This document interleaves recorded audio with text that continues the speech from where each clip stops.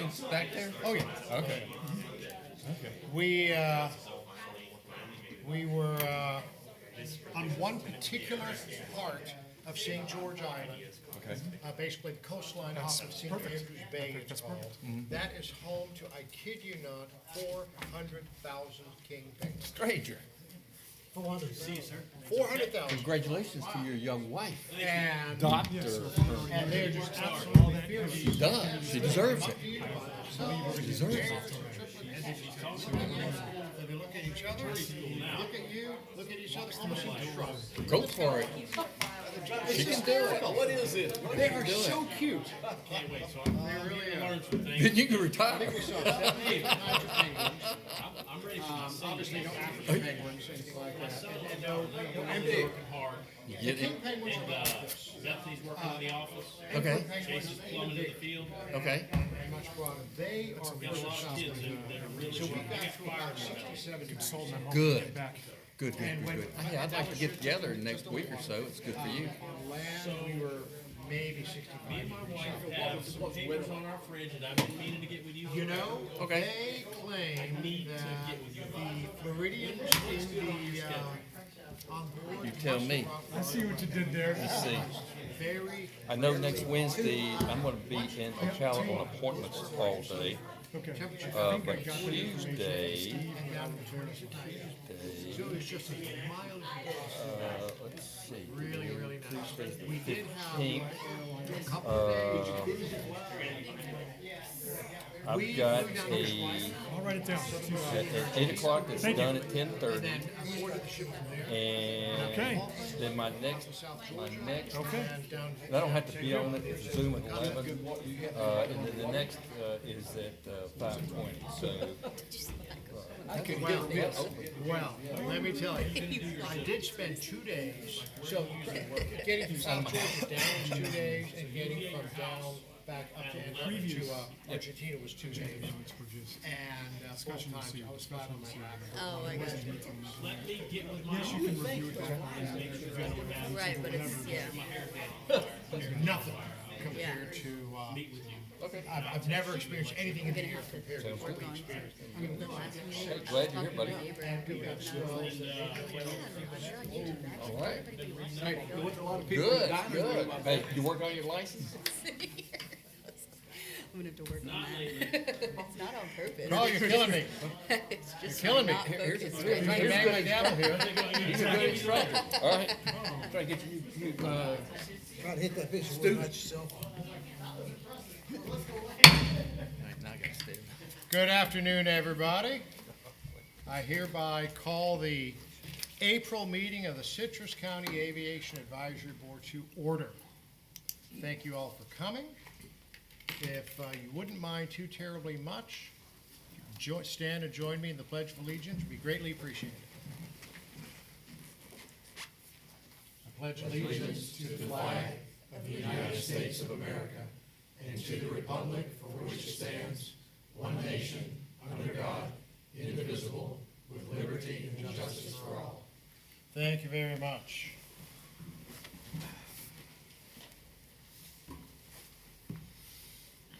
Oh, Would you It's mind? my turn. Good afternoon, this is a regular meeting of the Aviation Advisory Board, this 10th day of April 2025. In attendance, we have Chair Heiko Kallenbach, Board Member Carl Douglas Flanagan, Board Member Mark Klingel, Board Member Gene Davis, Board Member Charles Carr. Also in attendance are Todd Regan. Thank you very much. Thank you very much. Members of the board, have you had an opportunity to review the minutes from last month's meeting, which I regretfully was unable to attend, dealing with penguins and leopard seals and killer whales?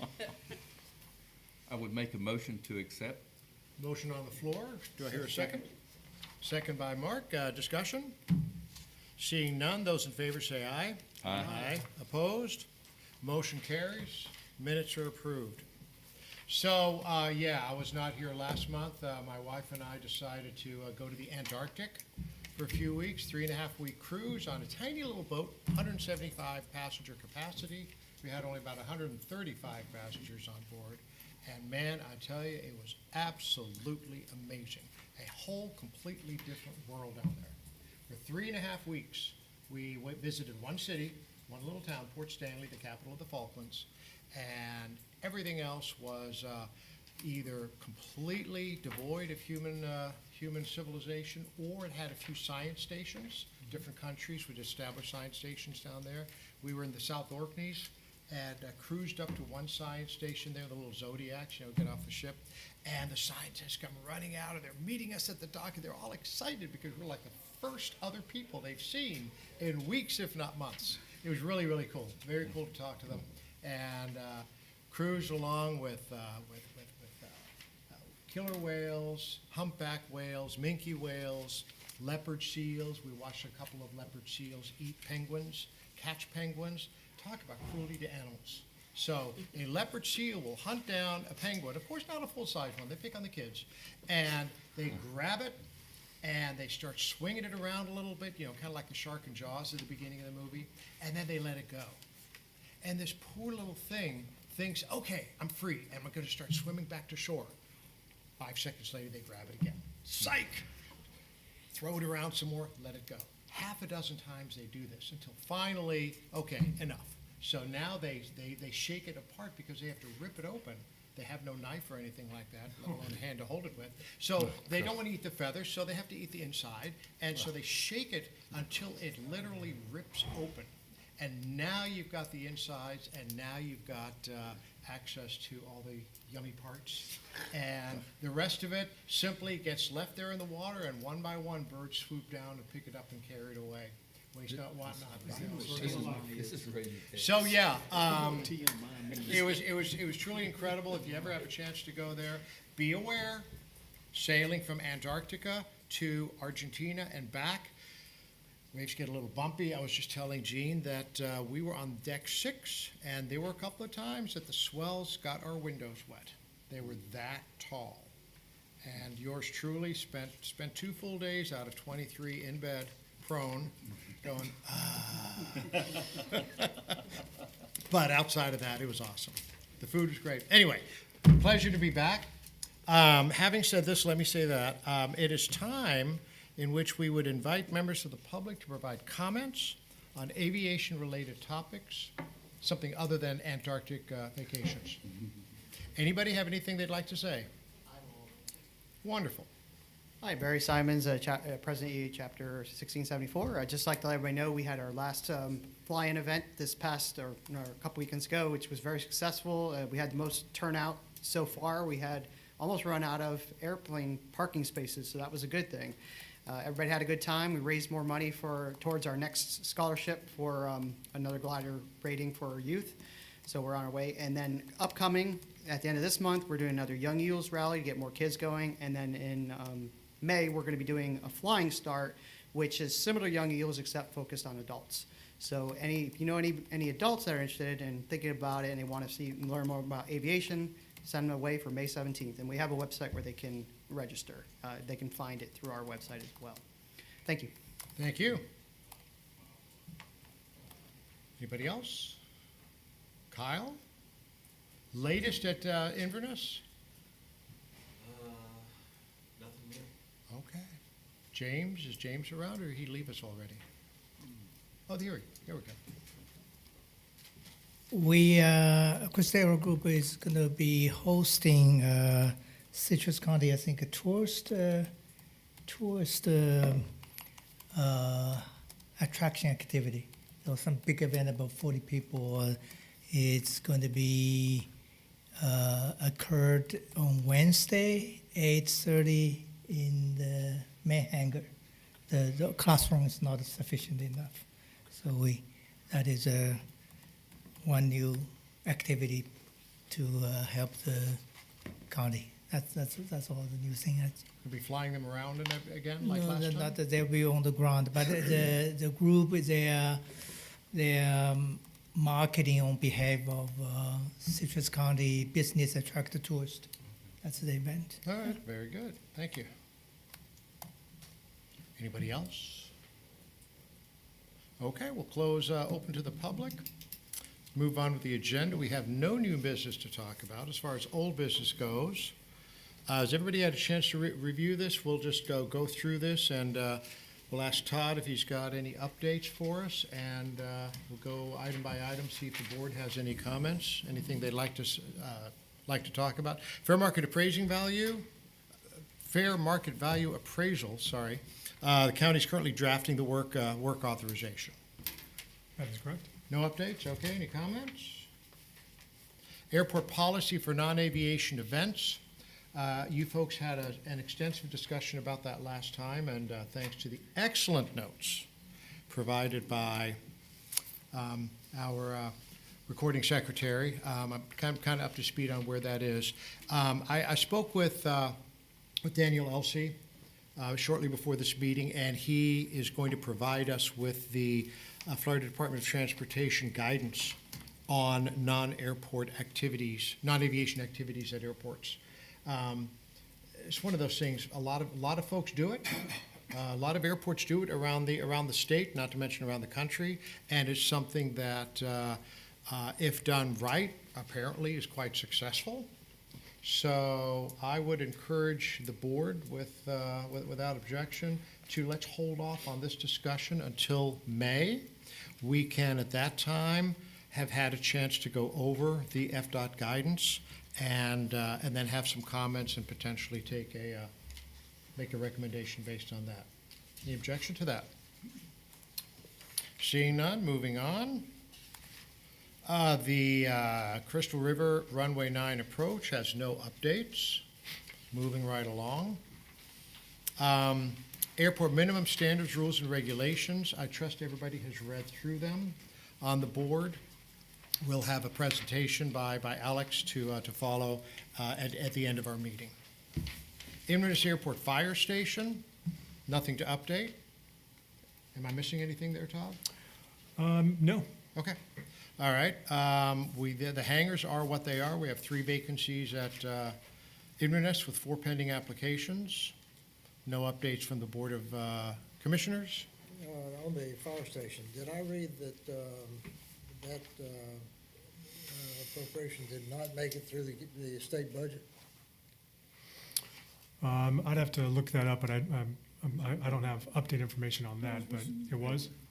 Yeah, that Well, was- this that was for design. That was my understanding that it was not funded. What was that, Charlie? My understanding when I read it was it's not funded. Okay. This was just for design, not the construction, which I believe is what they were going for. Okay. If, whatever information you can find out about that, maybe we Sure. can talk about that next time. Thank you. Sorry, if I'm moving too fast, you gotta slow me down. No, we don't want to slow you down. Major project status reports. The runway 927 extension. We now have a schedule for the environmental assessment. That schedule is attached to our agenda here and scheduled to be complete March 31st, 2026. It's a beautiful thing, and then we can move on with reacting to whatever the assessment tells us and move forward from there. Fuel tank replacement. You have an update for that? We do have 2 bidders. A bidder has been selected, but we're still reviewing some of the information. That's the most up-to-date as of now. Okay, so we've not yet officially settled on a bidder. Has not awarded, no. Okay, thank you. Aegis survey, the work is under review. The work authorization is under review, and hopefully by next month we'll have it signed and ready to go. Hope so. Inverness Business Park, waiting for Swift Mud's permit. For phase 2. Sorry? Yeah, for phase 2. For phase 2, yep. So Good. we can get started on that. The Inverness Corporate Hangar, we're currently negotiating with somebody that is Yes. going to rent this hangar. Is that what I'm understanding? Yeah, a few back and forth, but it seems like we're finalizing and wrapping it up. So I'm hoping that by the end of this week, we'll have that new lease and we'll send it out. And if there's no objections, then we'll get moving forward with that. Wonderful. So question. Were we not looking for the appraisal to come back to give us a bird's eye view of where valuations were gonna be coming in order to properly assign a valuation or a lease dollar amount? Yes, we can still move forward with the lease. But there are a few pieces of information on, how much is monthly rent gonna be and things like that, that's gonna come a little later. Okay. I think I bring it up. Yeah, an appraisal. I've got some information with that, and I'm gonna be trying to put in work authorization moving forward to be completed by summer of this year. So by the time, we sign the lease, the design still won't be done. We're at 30%. So there's still room to breathe. It's not like we need this information right now to move forward. We can continue to move forward with this project. Okay, I just thought that would there be a lease that's under negotiations, that might be a pivotal point for the proposed tenant in order to know where they're gonna land as far as the square footage goes, or is that something that there could be an amendment to? We have the square footage, but you're Lease more, dollar amount? but the dollar amount, how much it's worth, that's a little bit different. Right. Until we get that appraisal back, we won't know that answer. Okay. Anybody else? Master Plan and Disadvantaged Business Enterprise. We have a work order for the FDOT grant request and under review for signature. The AWAS at Inverness, again, work order under review for signature. Sounds like a lot of work is about to start. Yes, It's a beautiful thing. yes, it is. Crystal River Aircraft Wash Water Connect. So there was an issue at Crystal River where the well was inoperative and they weren't getting fresh water to wash their aircraft. So I've talked with facilities and we're getting a game plan to where we're going to hook that system up to the hangar that we manage their water supply so that they can have continuous water. And that's it. I'm still more to follow with that, but that's going to be good for them. Yeah. James, is that working for you? When that's done, everybody's looking for the hub. It's a beautiful thing. You're forewarned. Okay. Okay. Hugs accepted. New vehicle gate at Inverness? Yes, the gate that's right next to Air Method, anyone that's at Inverness knows that gate has been plagued for quite some time. So it should be replaced, if not by tomorrow. So that'll hopefully fix the issue that's out there. And then on Friday, we're gonna get, I know it's not on here, but on Friday, we're gonna replace the pedestrian gate going to Dairy Queen. Both of those have just failed. At Good. Crystal River. Yeah. Good. Yep. Great. Anybody else have anything on major or minor projects before we move on? Alex, you're up. Great. Good afternoon, everyone.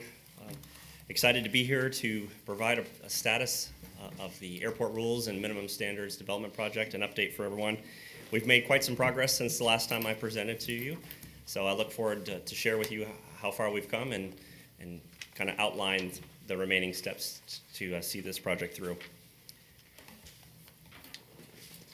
So as I mentioned, we'll go over where we stand today and the schedule, and then as you're well aware, the draft documents have been completed and they're advertised on the county's website right now.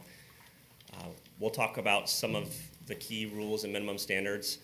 It would be quite a lengthy process to go through all of them in one meeting, so I'll leave that to you to see if you have the time to go through them all. Hopefully you do, and you can provide us some solid feedback.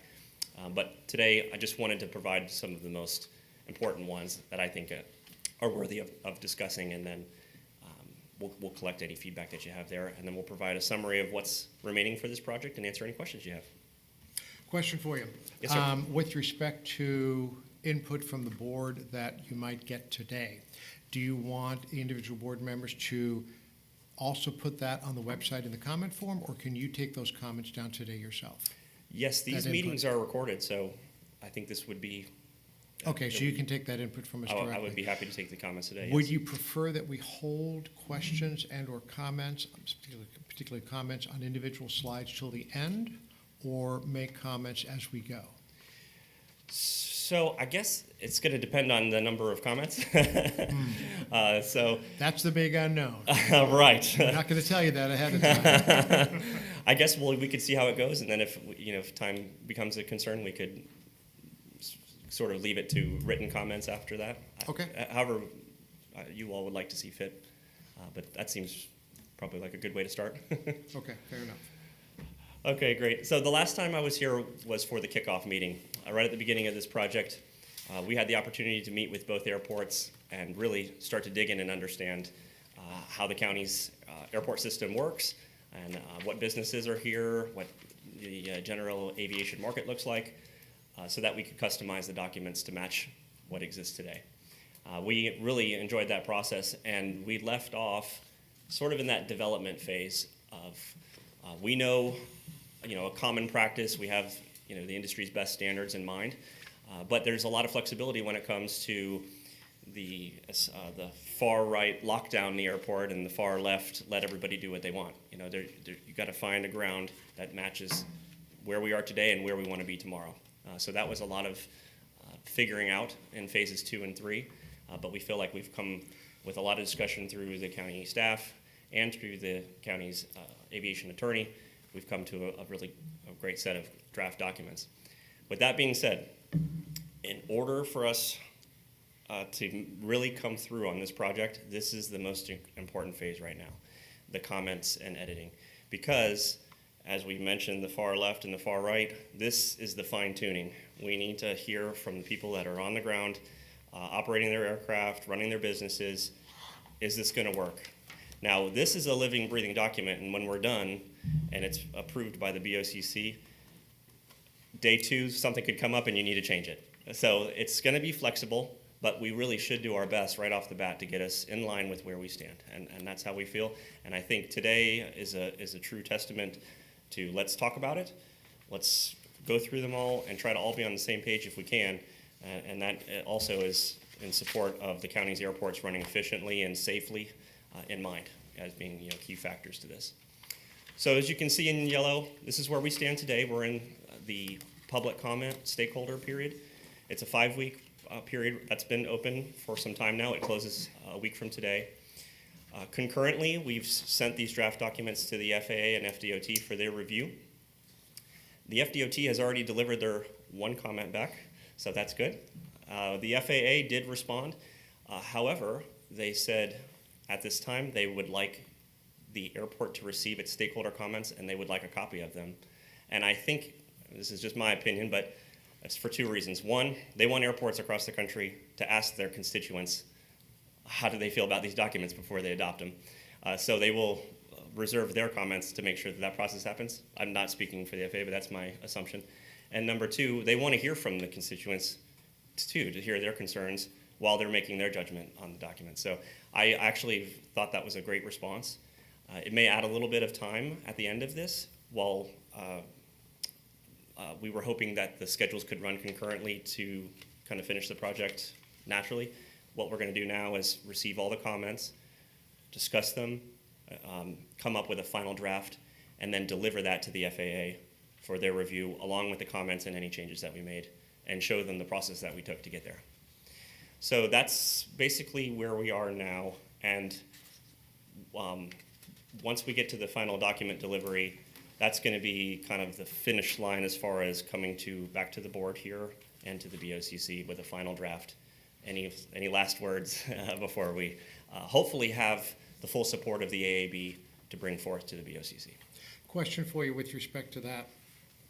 In your experience, having done this before, once you've gone through the process of having local advisory boards, the Department of Transportation, the FAA, all review, make comments, and put a final seal of approval on everything that every stakeholder, except for the 5 commissioners, has had a chance to weigh in, and this thing then went to the final approval step by, i.e. the commissioners, how often was it that the commissioners would have a tweak or two, or something more drastic, to, that they insisted on going into place? How often does that happen, percentage-wise, roughly?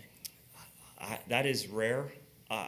In my personal experience being an airport manager, having this exactly happen, we had a liaison to our city commission on the airport advisory at each meeting so that they could provide that feedback to the commission, and I think they trusted that process.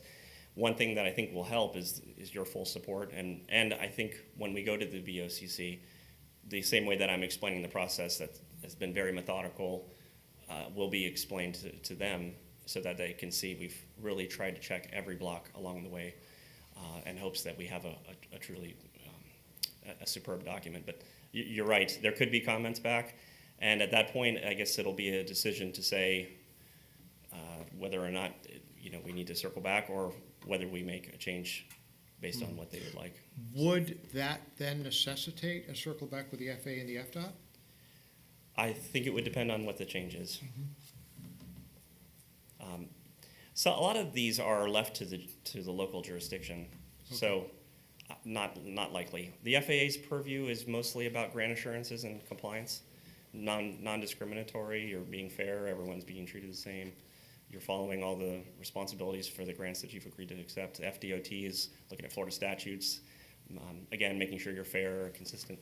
So if you're making local rule changes, I think a lot of it would be at the purview of the county's decision. Thank you. Anybody else? So as I just described, this is a schedule matched up with calendar months, but there's been a little bit of recent change with the FAA holding their comments until we receive all of the stakeholder comments here. So I think this is going to probably float to the right as we wait to receive FAA feedback, but I'm sure Todd will continue to keep you apprised every month, and we'll do our best to get it, continue moving forward. Just a little bit of a reminder for those that might have missed my first presentation, the airport rules and regulations, basic guide of how a person should conduct themselves out at the airport. And really, it comes down to the safe operation of aircraft in and around the public areas, and anything you can think of from safety concerns and abandoned vehicles. If you've had a chance to look through it, a lot of the rules are common sense. However, rules are necessary because not everyone has that same compass. So the other part that's underlined here is a lot of your stakeholders are bound by their lease agreement, but guests of the airport are not necessarily held to that. They don't have that same loss of privileges. So this one nice thing about the rules and regulations in place is they apply to everyone that's on the airport. And one of the suggestions we're going to have at the end of this project is that signage be placed at both FBOs and any other entrances that say that upon entry of the airport, you are subject to the airport's rules and regulations as amended from time to time. So, Quick question for you Yes. in reference to that, and it just comes to mind that as those who are leasing, is it built into, and those of you that have aircraft leases here, is there documentation within each lease that stipulates that they should inform any of their guests on the airport property that they need to adhere to? And again, it's just just for them, we're going to be going to the airport today. Here's what I need you to comply with, because the repercussions would be back to that tenant, right? absolutely. Okay. There's a couple answers there. The first one is these rules are applicable to everyone, and it is in the rules that they are non-retroactive unless your existing lease agreement allows for rules to be adopted by the local government. So there is a possibility that your lease would automatically apply to these rules. In the rules, though, it also states that they're non-retroactive, and that in any case moving forward, if your lease is amended, renewed, or any adjustments made, that's supplementary language should be included, and you'll be subject to the rules at that time. Thank you. Yes, sir. These are the chapter headings for the rules. You should be familiar with these. Personal conduct, how to, basic aircraft operation on the ground and motor vehicles, fire safety. We're going to cover some of the major key points through here.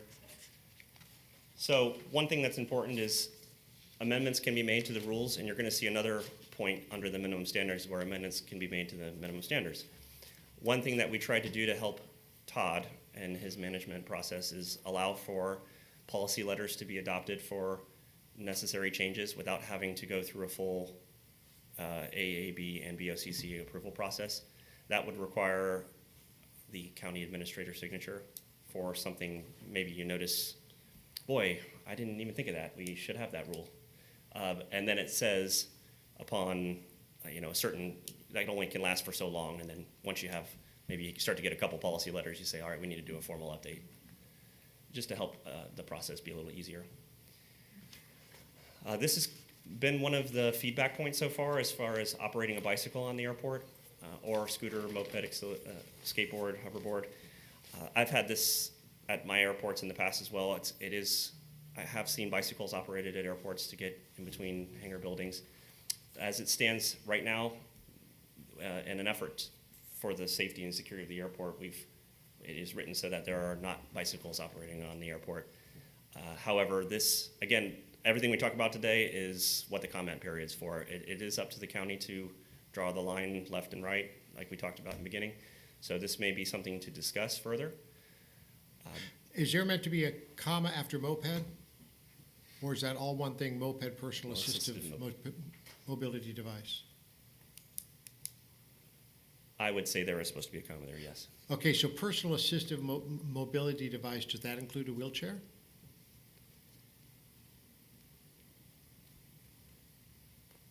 The reason I'm asking Yeah. is we have, It shouldn't be. So suppose we have a charter coming in, and this charter happens to have a disabled passenger. Yeah. Do we need to call Todd before we can let that passenger get off the airplane and into the FBO? So this is talking about using your mobility device on any runway, taxiway, taxi lane, or apron without prior permission. Yes, I could see your point, particularly about the apron. Yeah, right. Yeah. The taxiway, Yeah. of course not, but the Right. apron certainly. Well, Excellent point. That is a great point. And that would be something to find a way around, because obviously Todd is not going to want to get called every time. And it's just not possible, Right. Agreed. Okay. I can see that if someone is, if they're transitioning from an aircraft and they're going out to the parking lot. But well, we had a Learjet in the other day that had a disabled person in it. And he parked all the way down on the south end of the ramp, and he has to go on the taxiway to get back to the FBO. So, it can happen. Yeah, so some sort of carve-out Yes. for somebody who needs to do, except to access an aircraft, or when embarking or disembarking, or, some sort of thing. I mean, a walker. Right. Some people need a walker to get around, but they can still fly an airplane because they have a special issuance or a statement of demonstrated ability. Absolutely. So we need to find some sort of a carve-out for that, I think. So this is similar in that it's about being on taxiways or runways, aprons, whether you're allowed to walk or run. So I think what this is limited to, you can walk or run on a taxi lane or apron. And the taxi lane, particularly pulling aircraft out, you may, by getting it out in front of the hangar in the driveway area in the taxi lane, you may need to obstruct it for a few minutes while you're climbing in and everything. So that seems reasonable, but at no time should you be running or walking on the runway or taxiway. That second sentence could be exactly the carve-out you need for the first thing we were talking about, associated with an aeronautical activity, that sort of thing. Exactly. Or unless it's associated with aeronautical activity. Yeah. Mm-hmm. This next one we received a comment from, also having to do with animals. So it basically says you can't have an animal unless these 4 items apply, that they're transported by air, that they're a service animal for disabled persons, that they're used by law enforcement, and that they're used for special events or wildlife hazard removal. This is one of those where I've seen pets break free and make it out onto taxi lanes and taxiways. So that's how it's written today, and we would like to hear feedback on that one. A couple of these have, it's okay with the permission of the airport manager. How do we know that the airport manager is giving permission? Well, if you ask, you would know, but you're right, if someone's complaining, that's a good question. I guess you'd have to ask the airport manager if that person's been given permission. Okay, we'll make him an office in the airport so he can, Yeah, Or He'll via be with us letter or- 24/7. yeah. The corollary to that is, in some of these cases, you have the airport manager or designee, and other places you don't. A lot of the times, the designee is there because there's some delegation needed, assistance needed, really, by the FBOs to help enforce or assist in alerting of any of these rules. So I think that anytime you see that, that's what is in our mind. Yeah. So could that be construed to mean the airport FBO? It would be whoever the county designates. That's what it's saying. So they get to decide. Yeah, broad enough, if we Okay. have, since their 2 FBOs are contracted, can give Right. them the responsibility to manage that. Yeah, to your point, I think it makes a lot of sense for most of these things that we've seen so far for the FBO to be an authorized designee in this case, such that they can say, yes, of course, take your wheelchair out to get to your airplane. Right. That sort of thing. Or, yes, of course, bring the dog because you're blind. Right. And so we're going to walk you out to the airplane because then that's a service dog. Just from an editorial standpoint, airport manager or their authorized designee in the first bullet, 2.2, and then down below, you simply say the airport manager or designee. Might want to use the consistent. same verbiage throughout. Yes, good point.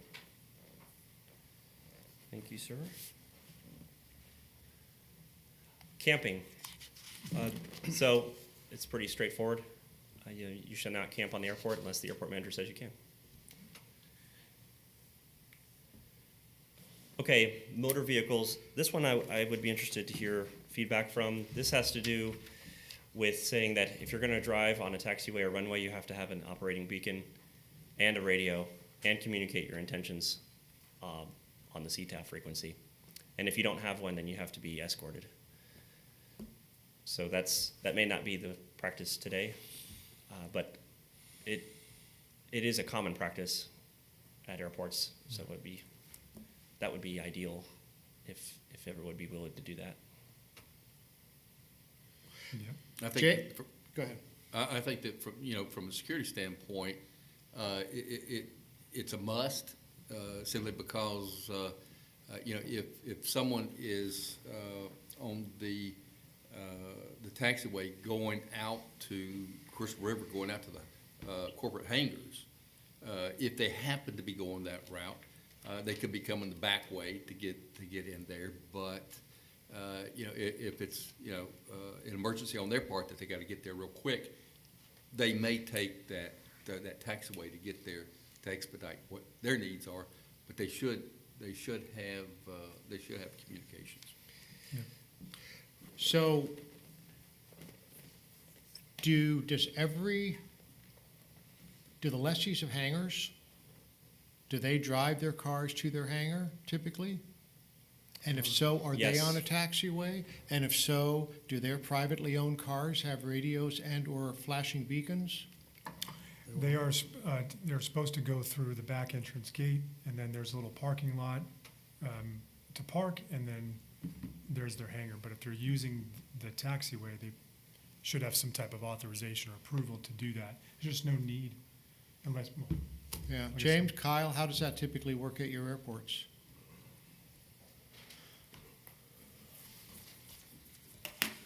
Kyle Mansfield, Red Rudder Aviation. So we don't really have any issue with lessees or anybody that operates a personal aircraft using those taxiways. like we'll have the sheriff's office that'll come down from their hangar. They'll use the taxiway to refuel their Jet A tank. And then we have our own FBO vehicles that we use on the taxiway to get our Jet A truck because it's on the north side. But outside of that, I mean, anybody that's operating at the airport, like Barry, who has a hangar there, Barry doesn't have any, he doesn't go on the taxiway, he doesn't need to. I think if, like, for the FBO to have to be required to make traffic advisories, I don't think that's necessary, but having a radio, that's a standard that we set, is having that radio on if we're going on a taxiway. But I mean, airplanes don't even have to, you know, tell you what they're doing. So I don't think we need to say that that's a mandatory thing, so. Okay, thank you. Well, let me ask you this question. Wouldn't it be prudent, say, for example, if the sheriff's office is going from one section to the next section, they're in their patrol vehicles, they could turn their lights on. So that would, in essence, supplement the beacon. Yeah, absolutely. And I don't think the beacon's a bad idea. I mean, we could throw, for our FBO vehicles, we could throw an amber rotating thing on there for nothing, and that wouldn't be a big deal. And that would definitely set aside, you know, making sure that this is an FBO vehicle and it's not, you know, just Joe Schmo or something like that, so. Yeah, and with my security plan at Inverness, that identifies what is an airport vehicle. And Okay. it does identify the fuel trucks, Right. the other vehicle that you have, I think it's a Ford, and then, you know, county vehicle, but, so those things are identified. On And what is- those all have rotating beacons on them? Yeah, Okay. James, when, I know you use golf carts quite a bit at Crystal River.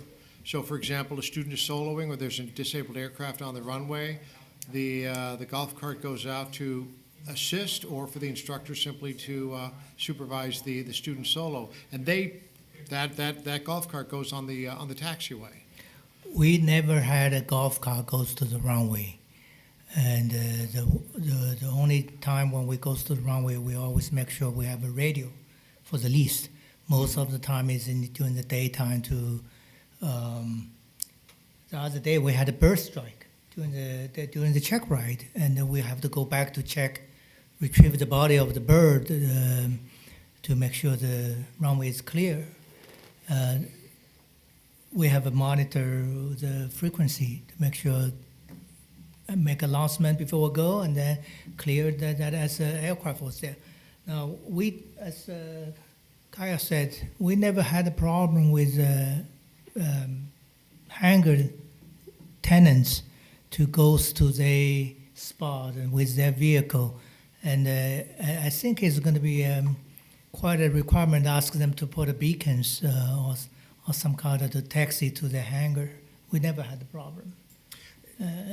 Do cars ever drive via the main entrance there at Crystal River and around the front of the FBO and then around on the taxiway to their hangars? Yeah, some of them that goes to the front. Our tenants, most of them goes to the front. Most of them go through the front? Yeah, some of them goes to the back, but some of them had the county hangar on the back, and they're coming from the front also. We do have one occasion they're driving too fast on the taxiway, which we try to tell them, hey, don't shoot like 80 miles down the taxiway, and they're not happy that we reported. But if we, that's the situation we have right now. When you send a student out to solo, the instructor will typically go out in the golf cart, along the apron, and then on the taxiway, and then park on the grass. And does a golf cart have a rotating beacon? No. How much of a problem would it be to get one? We'll check the evidence. that may not be the best site to look at right now. Thank you all. Yeah, so, I mean, at a large airport, absolutely makes a heck of a lot of sense. Tiny little airports like Inverness and Crystal River, we've never done it that way before, son. And this could put a burden on folks. I know that there have been times that students have soloed and their families have come out to watch because, you know, Crystal River, for example, every year had a longstanding practice of a high school student gets a free private pilot training, a free private pilot certificate. And I mean, you've got a host of thousands that come out to watch that exciting first solo. And so they all come out, 1, 2, 3 private vehicles that go out, and they drive on the taxiway to get to a place where they park. And this is all under the supervision of the FBO, but none of them have radios or rotating beacons. I'm not quite sure how to resolve that. Well, we also have rental cars from time to time asked to go out to the airplane and unload baggage and whatever, and they certainly wouldn't have one, but they would have to go on the taxiways. So, One of the challenging factors about Crystal River specifically is it's kind of a bottleneck there for aircraft to get to the fuel farm, that corner. So especially with the second access point available, it's basically just a nice to have to go through the main gate, it seems. But something to think about, and we'll continue to discuss this one. A way to modify this to make it something that's doable is say that vehicles keep that and then add to that. Well, okay, you already have not possessing a warning light radio must be accompanied by a vehicle possessing such a system. Yes. That's a good start. Or do so with previous permission from airport manager or their authorized designee. Because it's going to be difficult to get every one of these hangar lessees to quit doing what they've been doing for years. All of a sudden, can't go this way anymore. You got to go through the back. And I will just throw this out there. The way that we resolve that issue is through a badging system, the gates. Mm-hmm. For T hangar tenants that are and only need to access the back gate, they're authorized via the card only opens that gate, and it doesn't open the front gate. And if it comes to that, It's coming. that is one way to control the flow of traffic. True. But we'll continue to discuss that one. So these last two have to do with non-compliance of the rules. This basically is step 1 and step 2, depending on how egregious the violation is. Under normal circumstances, it'll be reported. It'll make its way to Todd, and then the county can decide whether or not to issue a cease and desist letter. This would be a certified letter to the person that's in violation, and it'll state the period that they need to stop performing such, correct whatever's wrong. And basically, if it continues, and the 7.2 is saying if you continue to violate the rules or minimum standards, they kind of read the same way, that you may be removed from the airport property via trespass or other options such as lease termination for not following the rules if that's a stipulation in their lease agreement. But I think it's worth noting those are basically the action items at the end that say how to handle when one of these rules is broken. Mm-hmm. And I would suspect that the designees and the airport manager would likely incorporate some form of verbal warnings into the process. But I'm not, I'm speculating, but I think it would be reasonable to provide a verbal warning also. Okay, transitioning to minimum standards. for itinerant people, people that land there every day that don't live here and live in Clearwater, there's nothing, you can't deny access to the airport. I don't quite know how that's gonna work. I've seen a lot of them violating the FARs and doing other unusual, dangerous things, and there's no way to stop it unless you call the FAA. Right. Well, I would. If they're violating FARs and you have their tail number, that would be the avenue to pursue that. Mm-hmm. But you're right. You absolutely do have the right to trespass them from the property. That is, the county has the authority to do that if they're breaking such rules and they're offered a period to cease and desist and are continuing to break the rules. You don't have to let them just continue to break rules indefinitely. Yeah. Okay. I just don't know how you're going to do it. Yeah. Okay, minimum standards. So now we're getting into commercial activity at both airports. One thing I want to note is you'll notice at the beginning of this project that we contemplated separate sets of documents for each airport. And I think this is probably a good time to say, after reviewing and speaking with the airports and the county and going through all the rules and going through all the minimum standards, it just seemed to make so much sense to have it be one. The airports each have their own sort of specialties and businesses, but at the end of the day, they're not so different that if you really needed to make a standard particular to one airport over the other, you could identify that this only applies at Inverness. If you're at Chris River, it's this, rather than having it be so complicated as to having a full set of each one different for each airport. So just wanted to put that out there if you were thinking at it at the beginning of the project to now. That's why there's one set. Okay, so the minimum standards are going to go through each type of commercial activity that may occur at the airport. Whether they exist today or not, we still developed a set of standards, and we tried to capture most of the aeronautical services. I think you could create an endless list of a service that could be out here, but we identified a great deal of them and set standards for each one.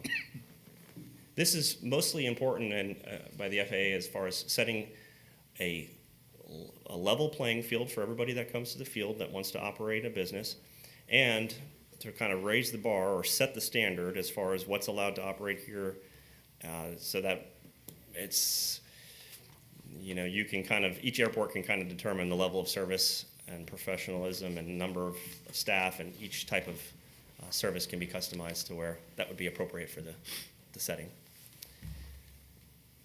This, as you can see, has a lot more chapters, but once you start to get into the specialty services, it sort of repeats itself over and over again, just changing this individual standards for each type of service.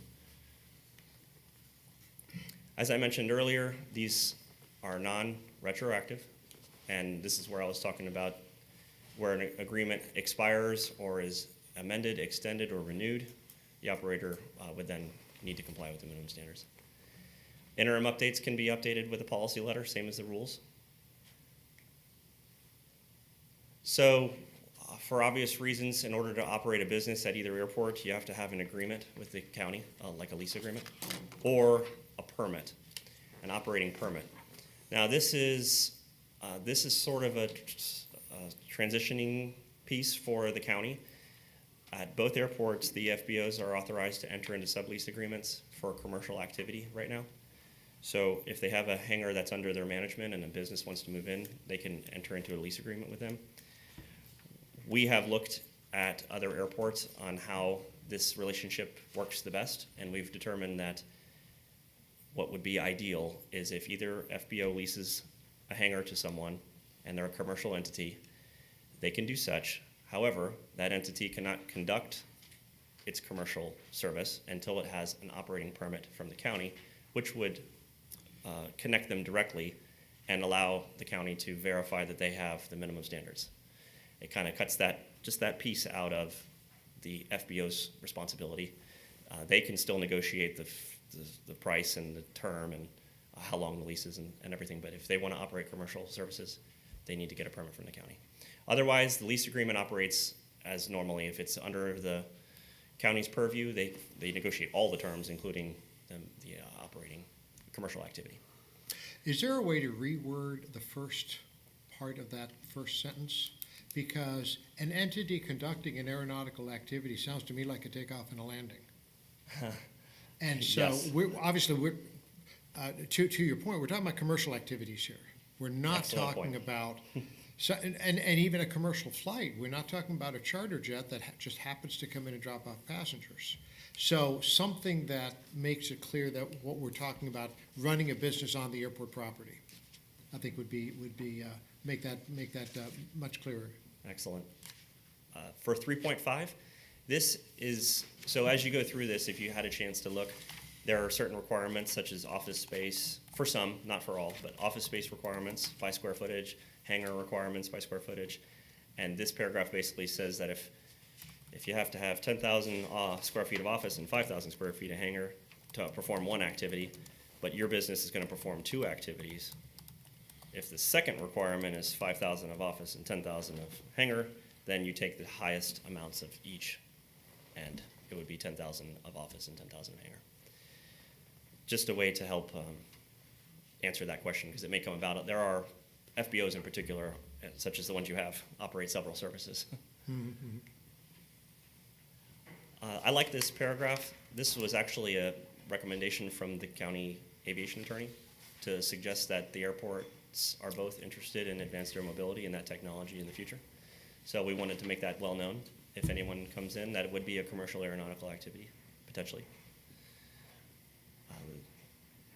So the business operator application process, as it stands today, if you applied to be a commercial operator, the county would tell you what they need, but this section and the appendix in the back, the actual application itself, thoroughly tells you what you need to have as far as where you've been, your history, your work history, number of employees, what services you plan to provide. Basically like a job application, it has all of the requirements. And then it discusses what the county's looking for as far as someone that's has a financial backing, that they're experienced, they have a great training program, that there's a whole bunch of, they add value to the county. So that it really goes into detail about what kind of businesses they're looking for. So I tried to figure out a way to summarize 40 pages, and I felt like this was a pretty good snapshot of all of the commercial services, and this isn't every requirement from each section, but it's a pretty good snapshot of all of them. So if you take a glance through it, you can see the FBO has the highest level of standard, I guess you could say, but that's because they have a great responsibility and they provide a number of services. I will say care was taken to develop these to ensure that the existing businesses at both airports already comply with the minimum standards. So there's no unfunded mandates. But for everything else that is not a current business at either airport, we tried to just sort of develop what we thought was a fair standard. But we'd love to hear feedback on this as well, and any particular businesses, or take your time. This covers a lot of ground, so you don't feel obligated to speak on this today. We have a week left in the comment period, but. So the chart here, the one thing that sticks out to me, the chart says that a flying club needs 1 aircraft. The actual document says it needs a flight instructor as well. Okay. And not quite sure why a flying club would need a flight instructor. So personally, I don't know how you guys feel, but I like this better than the actual document. Okay. In any case, they should be consistent one way or another. Yes. Can you define a flying club? It's actually defined in the document, yes. It's a nonprofit entity organized for the express purpose of providing its members with aircraft for their personal use and enjoyment. Yeah, but is it commercial? This particular, I see what you're saying, but it is such that it is common practice to put a flying club in the minimum standards, because if a flying club is to start up, we would like to establish a baseline of what's required. Would you say four people owning 1 airplane is a flying club?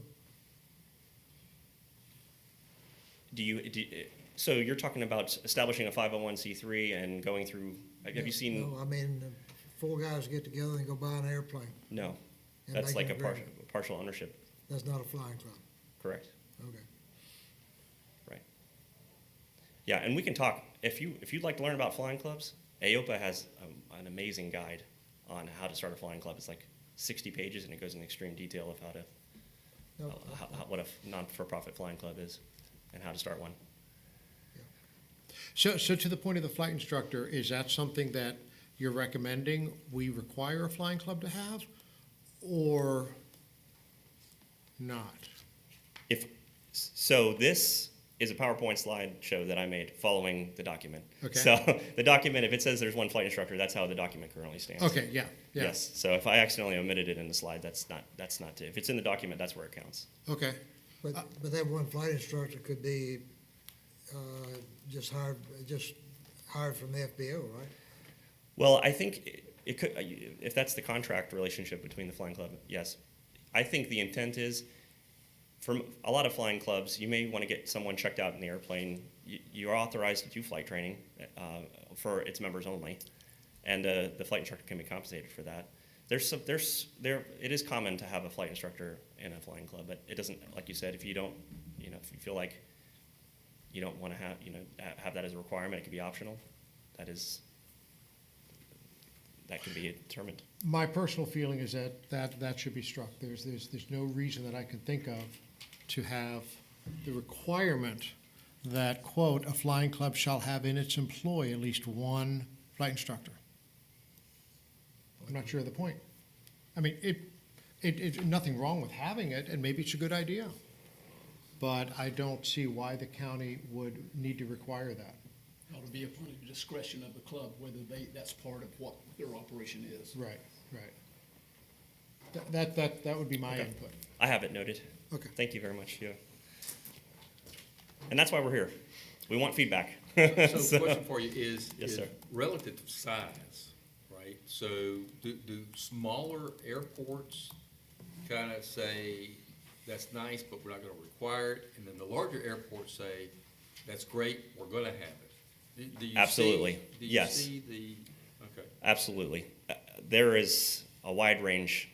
Each airport basically sets the standard for what they want, and that's why a lot of this it's almost impossible for us to get this exactly the way that it should be for both airports out of the gate. That's why this period is so important, because this is the fine tuning. This is the real operators of the airport making decisions for the best interest and the future of both airports. That's why we're here.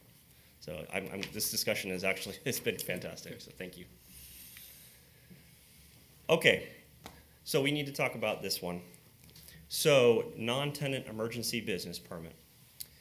If you've had a chance to read this, it basically recognizes that not every service can be required at the airport and be sustainable. One example could be an aircraft wash company. They come out, they wash airplanes.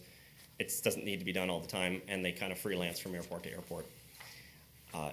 If it's not a service that's currently provided at the airport and you wanted your airplane washed, this and its application in the appendices is a way to ask Todd, hey, can I have this business come out and clean my airplane? It's going to take them 2 days, and here's their insurance. It starts the conversation. Then Todd takes your application, talks to his risk management team, and issues an operating permit for that given time. And we have had meetings with his risk management team, Todd and I, and other staff, and we feel like we've got a good foothold of that process because this is new. But this outlines why it exists, and there can be so many different reasons why. If the FBO or other service provider on the field is not able, say they got a backlog for 6 months and you're in great need of service, if you can justify it to the county, basically, if there's a reason why you need somebody to come in other than the service that's being provided. The reason that I'm spending a lot of time to talk about the reasons why is at the same time you have to balance the responsibility of taking care of your existing businesses and not having mobile services undercut them unnecessarily. So I have a great respect for the FBOs that are here, and I would think that the goal would be to support them. But there may be, even in their best interest, to say, Todd, you know what, I can't right now, we're slammed, or I can't find that service to help this tenant. Please allow them to do this mobile service. So this is just an avenue to allow mobile activity to occur if necessary. And you say that the airport may authorize this, as in the FBO may authorize this? No, these are all going to funnel through the county. Then through should the we say manager. airport manager? Where Line 4? reasons and other reasons the airport may authorize. Okay, yeah, the airport manager or the owner of county. Good, great point. I know I'm not sitting up there, but I actually have a question. Yes. So you're talking about instances where the businesses that are already there are slammed, so they need to bring in outside mobile services. Can the FBOs subcontract services out to, that way they're not completely outcutting their income? Yes. Okay, I didn't know if that was the Yes. thing or not. Okay. Absolutely. As long as, I should say that with the caveat of, as long as it's all good with their lease agreement. Okay. But Thank you. I would assume so, yes. I was just curious. So question for you, relative to again, availability of Todd, to be able to issue these. Say over the weekend, let's just say hypothetically that, Heiko has flown to another airport, he's got a problem, but he wants his mechanic Yes, to drive over to do the necessary repairs. you're absolutely right. Okay. That's a tough challenge. Because over on weekends especially, I Yes. mean, something needs to be worked out there because, you know, Todd may be in the Bahamas. And that's where it's true, it really is. Nice. We have got the ball rolling. I'm gonna tell you, we don't have that process Okay. ready to go today if an aircraft broke down. But we have worked very hard to try to get this, at least step one. We got the application, they've got the grant, the agreement ready to go, they can do it. But as far as expediting it for an aircraft on ground situation, you're absolutely right. Is there a way to authorize designees to fill in that? And, you know, that needs to be run through. You're absolutely See, right. that's what I'm looking for, because maybe James is there on Saturday or Sunday, and he can authorize that. Yes. Obviously with the blessing of Todd. This is where there's a divide. The minimum standards are setting the stage, and the execution with agreements is a sort of its own animal of how to actually execute this. And I think that's going to be continued to develop. Okay. Yeah, right now, it sounds like I'm going to be writing a lot of letters. Yes, sir. Well, there's a case that the FBO has done dozens of times, I think, where we have to hire a outside contractor to pick up a wrecked airplane on the runway. And that truly is an emergency because you got to clear the runway. So should there be something that exempts such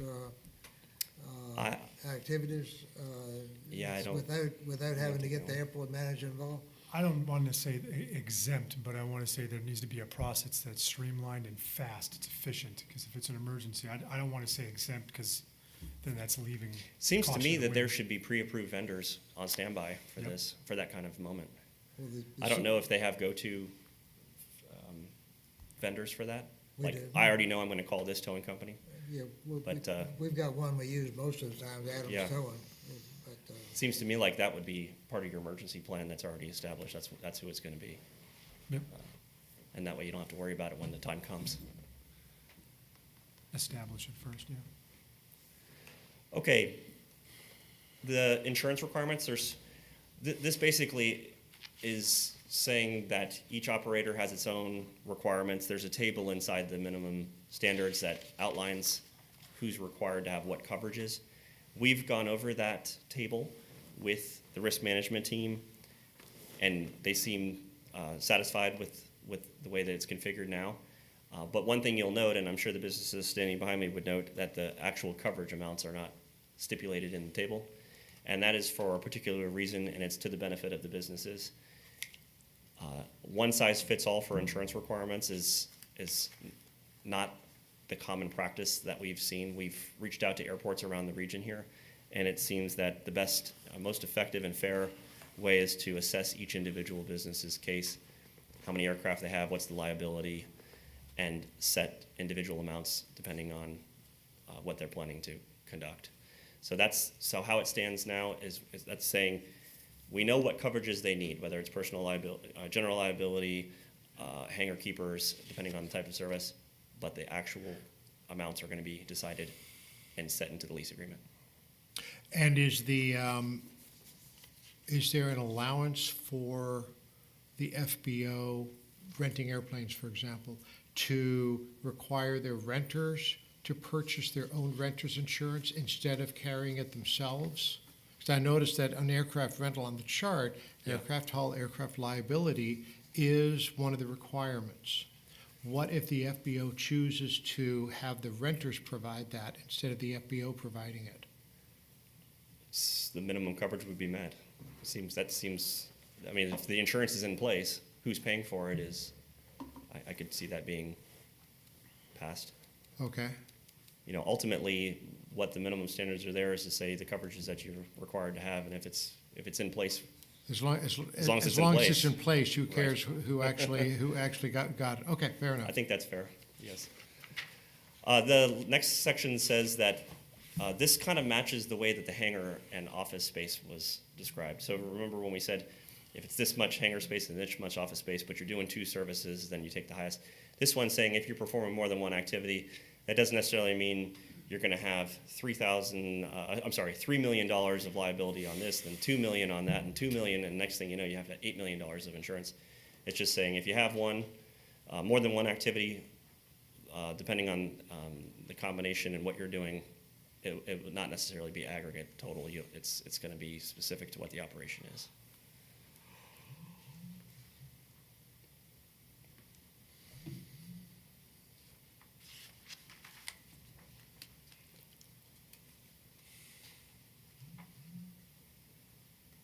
Any questions there?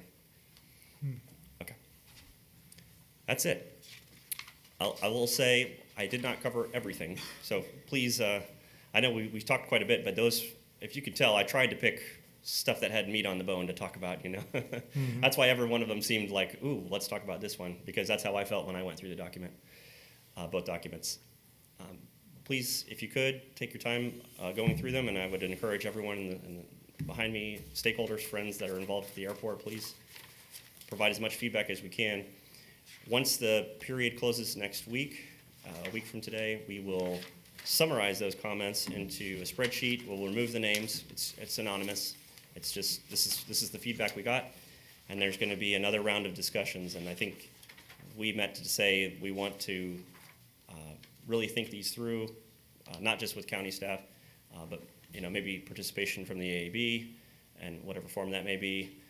But ultimately, we plan to come back and present the comments received and any changes and or discussion updates in another meeting here. We're hoping that will be the next meeting, if all goes well. And then, as we said before, once we get to a point where we have a final draft, we'll deliver that to the FAA, and we'll wait for their feedback, and then we'll come back to the AAB and hopefully have a recommendation for final approval. Great. So question for you is, have we by chance sent this out to all of our tenants to solicit their comments and feedback? Yes. Thank you. Anybody else have any comments, questions, concerns? Thank you, Alex. Very, very nicely done. Todd, the only thing I would say I would ask of you is, do you have any comments as to the significant amount of approving and disapproving and considering that these standards and rules and regulations will have you do, and how best to designate a designee, kind of redundant there, for the times that you're in the Antarctic enjoying the penguins? Or the Bahamas. Or the Bahamas. Yeah, definitely figure out a way to streamline it, because you're right. I can't, not that I can't, on Sunday afternoon, and I got to write a letter to, just things like that. So there's definitely ways that we can streamline to make it efficient if we have to go that route. Right. And the terminology, it's also there for any, it's kind of broad, I guess, airport manager or his designee. Authorized designee. Authorized, yeah, that's right, authorized designee. It also gives a little breathing room to grow for the airports, because if it was way too strict or on the point of something changes, then you got to go and make an amendment or redo more work than what you have to. Is that? I think in particular the last piece, the emergency business. Yeah. It's going to be quite a few growing pains. Sure. That it sounds as though we're adding, no disrespect intended, a fair amount of red tape to certain activities that folks around here are used to being able to do at their own discretion and quite responsibly in large part. So it's going to be a question of how we manage that tape. Maybe we don't make it quite as bright red, maybe a little bit orange, a little mauve in there, and just find ways to make it something that I never did get my mechanic on the approved list, and now I need him to come to Crystal River, or somebody that isn't at Crystal River somebody that comes in from far away or from elsewhere, they don't know that they've got to have a approval from Todd or somebody to have their mechanic come in and fix their airplane. We need to find ways to handle that, to make sure that while we are promoting safety, making everybody feel more secure and more consistent and know what's going to happen at these airports, we also need to make sure that we're not interfering unduly with the commerce and just enjoyable activity that goes on a regular basis very responsibly. And I don't have an answer for that, but whatever you guys can think of that would that can make smooth that out for some people would, I think, be useful. Heiko, 2 meetings ago, we had quite a lengthy discussion about a kids' triathlon on the Crystal River Airport. Would this document prohibit that completely, or is there some process around that with approval? It allows Because for it's- it allows It for does, special it's built events. That would be considered a special event that the airport manager can approve. Okay. Yeah, so there's an exception for that. Very good. Anybody else? So question, Todd, I know that last year, off and on, we had suggested that you would have assistants that would be able to help facilitate because of the demand that might be there, which apparently, according to this, we're seeing the demand. So has there been any opportunity for there to be any considerations for budgeting an assistant? It's a great question. I've requested that. Okay. But, you know, my revenue needs to show that I can support it as well. Okay. So that's it's a challenge I'm faced with. Gotcha. Anybody else? All right, thank you very much. A great job, Alex and Daniel, to the extent that you encouraged him and gave him pats on the back when he was doing a good job. Very nicely done. Tower updates, nothing new today. Airport security, no policy changes, updates, or incidents. Nothing with board communication. So, anybody from the public have anything to say in particular, please, whether it has to do with Alex's presentation or literally anything else. Good afternoon, Diane Paquette from Crystal River, or Crystal Paradise Estates, the community adjacent to the Crystal River Airport. My question is, based I'm sorry, Diane, how do you spell your last name? P-A-Q-U-E-T. P-A-Q-E-T. U-E-T. Thank you. And my question is based on a rumor, which is not a great way to start. But I've heard a rumor that once the airport extension for Crystal River is in place, that there is a possibility of some homes being built on the golf course that would constitute what I've always known as a fly-in community. So my question is, would that be subject to the rules that you're establishing for the airport? Or would that be, how is that handled? I mean, there has to be rules because there would be hangars and they would taxi from the, I'm assuming, from the airport runway to their home. So I don't know what rules would govern those people. Zoning, I would say. Yeah, so this is something, Todd, can you speak to this? I can throw out a whole bunch of conjecture. And if you have that and more, that'd be great. Otherwise, we will get you an answer from the zoning commission by the next meeting. I appreciate that, thank you. I can fill in a little bit. but, Please. I have not heard that rumor, but I guess there are possibilities out there. But I believe my grant assurance is if they view it as a residential housing on airport property, I think that violates my grant assurances. I'd have to look at that. So, Well, it would be on the on the golf course, past mhm. the airport, but they would have to. There's you can have a run through the fence operations, but ever since September 11th, good luck getting one. I don't have the deep pockets for that.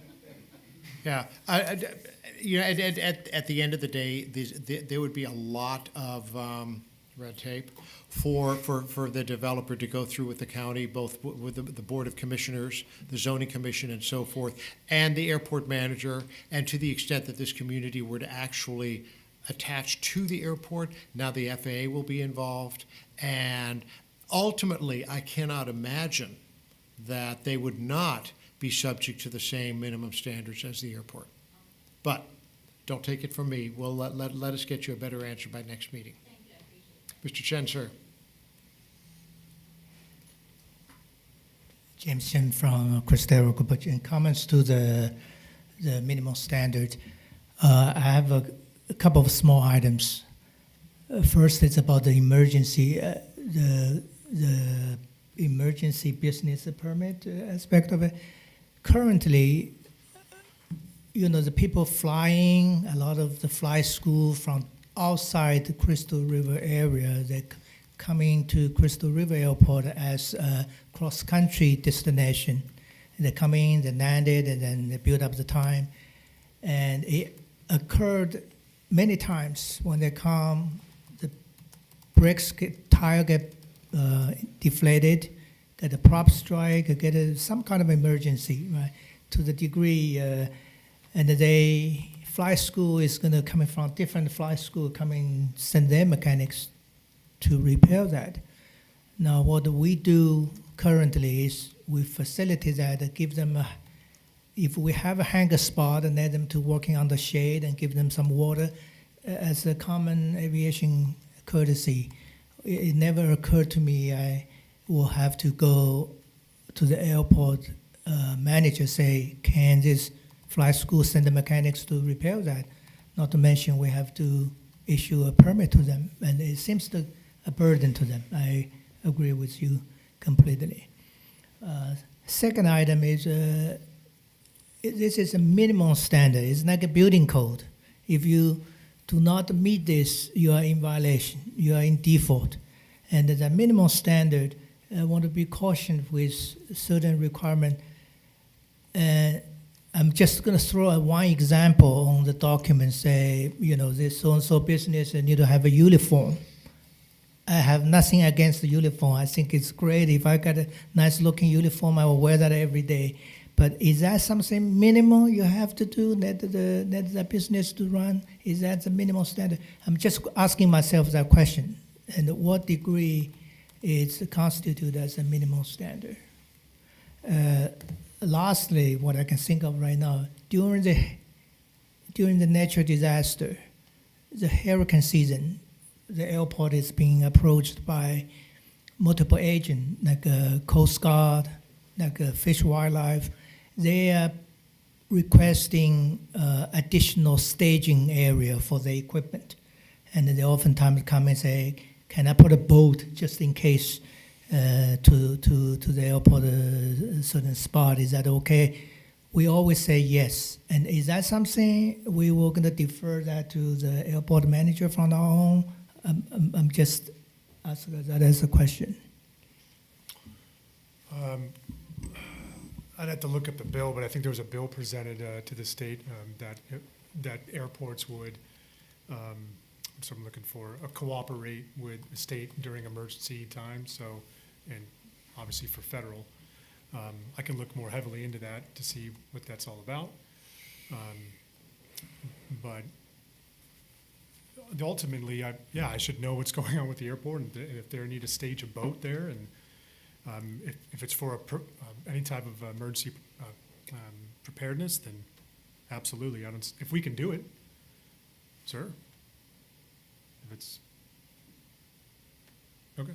So I could see where that would be, quote, an exemption by a federal or state or local agency during emergency disasters. Yes, because we're superseding. Correct. To James's point about FBO uniforms, which I'd read about and he reminded me of. Kyle, I don't know what you folks do at Wright Rudder. I don't know that Crystal Air Group has official uniforms.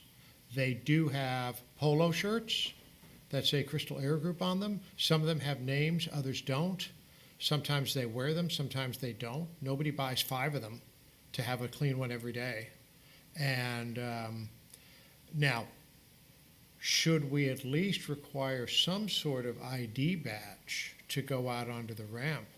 Many FBOs do that, and heck, you have to get buzzed out in order to access the ramp from inside the FBO. Of course, you know, if you're outside the FBO, you know, you can simply walk around through the parking lot and and walk past the driving gate to get out onto the ramp. So it's not like we are Fort Knox by any means, either airport in Citrus County. But that, I think that's something that one needs to revisit as well. I mean, I've seen FBO personnel drive their fuel truck out to fuel up airplanes, and they're wearing jeans, sneakers, and just a normal civilian shirt. We know who they are because we're a small town airport. We know it's Kyle or Steve or Mark. So that may be something to revisit as well. Please. I just wanted to address one thing for James. I think the building, the emergency permit is not intended to be a burden for the FBOs. I think in that instance, if an aircraft's broken down on one of the ramps, a simple phone call or email to say, hey, I got somebody broken down over here. They're going to bring their own mechanic out. You know, here's their number. If you could just somehow communicate that to the county, you know, in my opinion, it would be the responsibility of the county. And really, they're just trying to make sure that when they come out there, they're on their property. They're performing a service that has liability, not only for what they're actually doing to the aircraft, but, you know, slips, trips, falls. You know, anything can happen out there. So they're just making sure that everybody's safe and covered. That's fair. Maybe we could loosen that requirement to simply notification of the airport manager and appropriate licensure, you know, whatever for this particular commercial activity, whatever that is, mechanic or aircraft towing or something to that effect. Something to think about. Sir. Dan Montgomery, keep a plane at the Inverness Airport. My hangar is probably the farthest from any gate. Not that it's all that far, but it's a bit of a walk to get from the gate to my hangar. This morning, I live about 4 miles from the airport. This morning I rode my bike to the airport, came through the gate, the lower gate. The only way to get to my hangar is on a taxiway. I've done it plenty of times. It's not an unusual thing.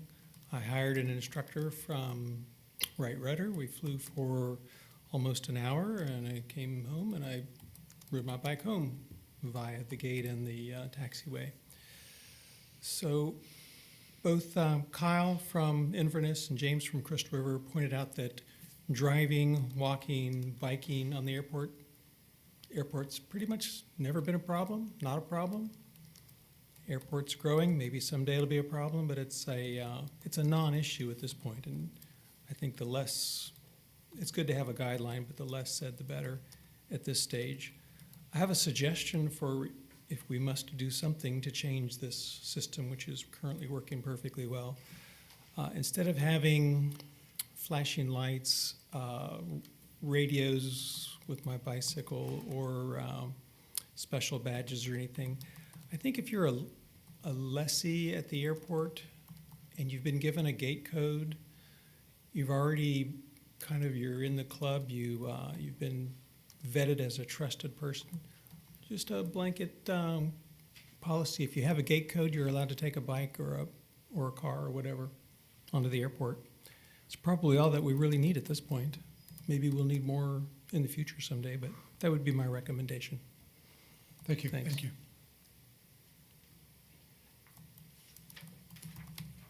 So, Barry again. So, I kind of add on to Dan's point is, and when I was in the Air Force, we had to go through training before you go on there. But once you go through that training, then you can go safely drive on. You know all the rules and regulations. And I think that could be easy, like part of your lease agreement is you just go through some basic training of these are the rules and regulations, these are what you can and cannot do. And like where our hangars are on the south end of the airport, it's a dead end taxiway. There's no like other traffic going to the runway or anything. So there's only like, and I'm on the end, so there's only me and one other plane past that. So there's very few times a plane's going to taxi by there. So if you're riding your bike along there, you're never really going to be interfering with a plane. So I think there should be consideration on how the layouts of the taxiways, like the taxiway versus getting from the hangar to the ramp, and then from the ramp to the runway. Those are, I think, in my mind, they're different risk factors for people. I mean, I could definitely see, don't ride your bike down the taxiway where planes are coming and going to the taxi or to the runway, because that can be a safety issue. But if it's your tenant there, you've been in and out, I mean, I know all the people around me, and they know me. And so you look out for each other, and you know their vehicles when they're coming. So, okay, they're going to be flying today. Keep mind out for that. They're probably going to be taxing their plane out soon. So I think it's some common sense might be put in there and more exceptions around people who are leasing, since they have a little bit more knowledge of the operations and risk factors in there. It's just something to consider.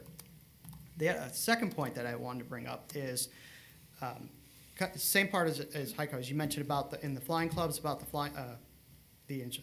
requiring a flight instructor. When I was trying to get started flying club at Inverness years ago, and I learned a lot by talking to different flying clubs, and some do have CFIs in their clubs, but some don't, and typically what they do is they just have an agreement with the local FBO and use them. So I don't really see I don't see a need for them to be a member of but just to at least have maybe accessible to one. And that could be as easy as, just working with the local FBOs. The other part is, it says in here on 15.1.5, the second sentence, says the minimum number of aircraft owned by the club is 1. And so that kind of implies to me that they're not allowing leases, which by the FAA allows leased aircraft to be in operation in a flying club. Because you can have an equity flying club and you can have a non-equity flying club. And so what this is saying is that you can only have an equity flying club, and non-equity flying clubs are not allowed, which the FAA does allow. So that seems to be in contradiction with what the FAA allows for flying clubs. So I'd like that kind of addressed there. And I'm going to submit all these in writing, because I have some other things. I don't want to take up too much time in here, and I'll put those all in my formal documents. But those are the main things I just wanted to bring up here. Great, thank you. Thank you. And if you don't mind, Barry, and everybody that's put in input, if you folks have the opportunity, the time to be at next month's meeting, which is the 8th, Thursday, May the 8th, to hear what Alex has come up with after considering everybody's comments, I think that'd be really useful. Quick question on that. I think I saw on the agenda it said the next one was going to be at 9 a.m. Is that correct, or is that a typo? No, I'll be at the gym at 9 a.m. Yeah, I think, let me look again. I might have misread that, but Don't give me that, it should be still. somewhere it said. See if I can find it again. Our agenda says 2 p.m. May 8th. No, okay. It Yeah. must have been something else I saw. then. Okay. Well, I had one time where it said it's at Crystal River, and it wasn't. James.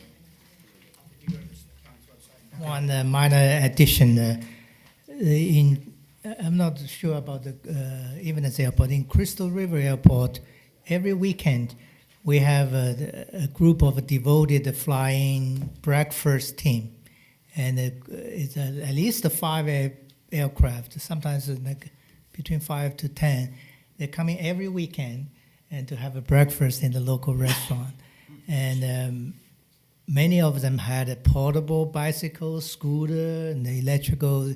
Some has become very fancy looking one. Is this?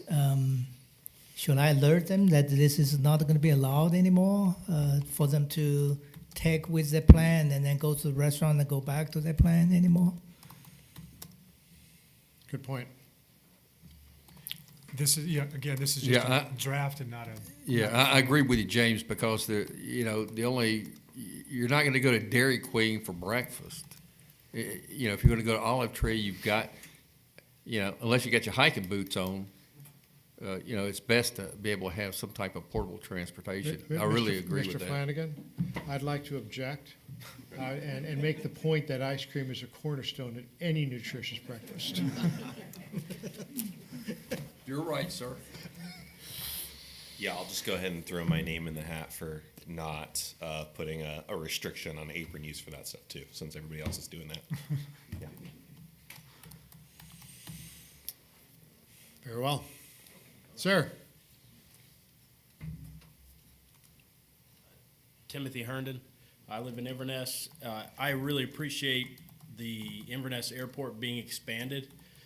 I would like to understand if we were going to lease a building on the expansion area, would we have to pay the FBO a fee in order to run a business in there? And so how many businesses, say you have a training facility, how many training facilities are allowed on each airport? Or paint facilities or anything like that? I don't believe there's a restriction currently, Todd. No, So you won't restrict how many type businesses are on the airport facility? no, I think it would just be looking at each individual in particular, and do we have room? Is this applicable? Is this something that even the county wants at their airports? There's some factors, but right now, there's nothing saying we can only have these. These are excluded. Okay, great. So if somebody wanted to open up their own flight school, operated out of a hangar at Yep. Inverness or at Crystal River, they could do that in direct competition with Wright Rudder or Crystal Air Group? Because your grant assurances, that you can, that would be considered discrimination. So yes, if they want to open up a flight school, they can do that. American Aviation right now has got, Brooksville Aviation's got what, 2 FBOs? Or, yeah, Flight schools? well, they do have, Lakeland's got what, 3 or 4? For at least 4 schools, if not more. So yeah, you can be competitive. Thank you. You're welcome. Anybody else? Anything else from the board? Todd? Hannah? That being said, as we said, our next meeting is scheduled for Thursday, May 8th at 2 p.m. at this very, very room. And I hope you've all memorized the seating chart. You need to be in the same places. If there's nothing else, I will take a motion to adjourn. So moved. So moved. Charlie? Second. Second by Mark. Discussion? All in favor, say aye. Aye. Opposed? We are adjourned.